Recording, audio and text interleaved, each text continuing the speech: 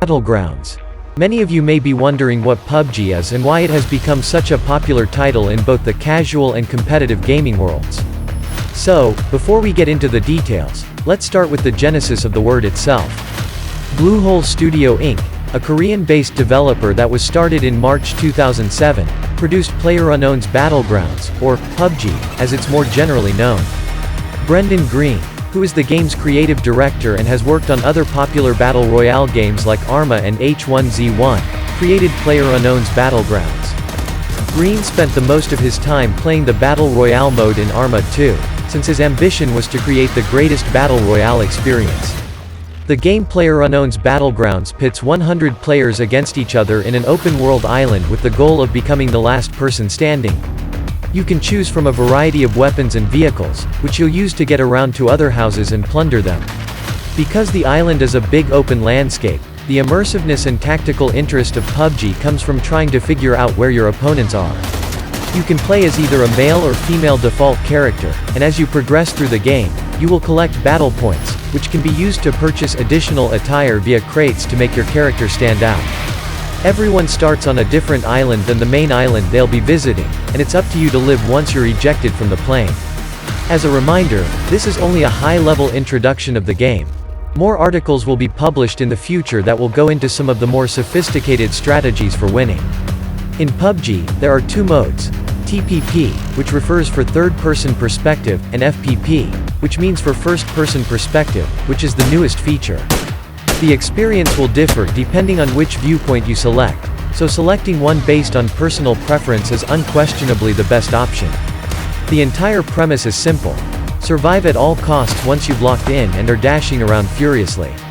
It's simple in the sense that you don't require prior expertise with shooters to grasp the concept, but the complexity comes in understanding player psychology and learning how to properly comprehend each gun's strengths and limitations in the game. In the solo mode, you can go it alone, or in the duo and squad modes, you can team up with pals and take on other strong opponents. The legendary chicken dinner, which is a gambling term used to emphasize that the winner now has enough cash in hand to buy a great supper, is then awarded to the last person standing.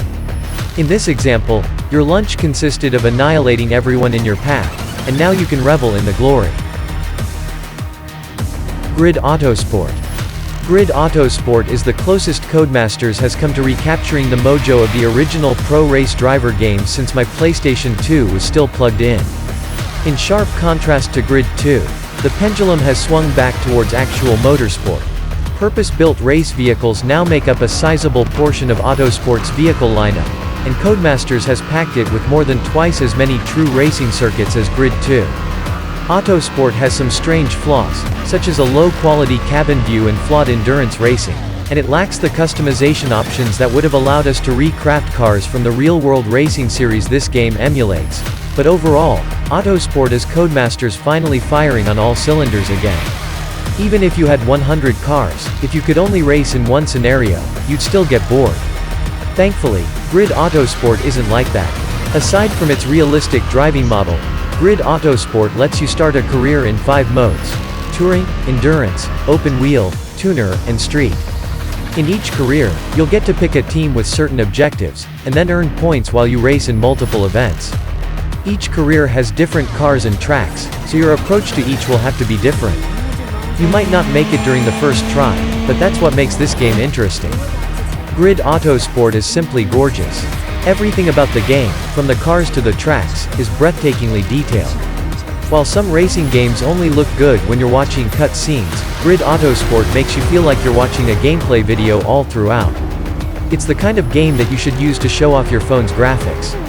After finishing the race, you'll get to watch it on replay, which looks even more stunning. It's like watching a real race on the TV. And it doesn't stop at visuals. The game's sound is spot on too.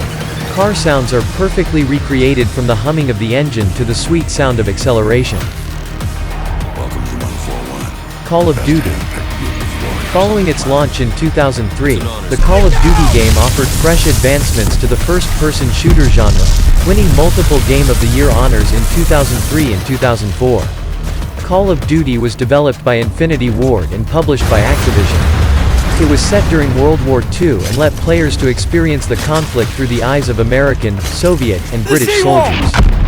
Call of Duty blended hard single-player missions with a multiplayer engine that breathed new life into a genre that had previously been dominated by games like Doom and Quake.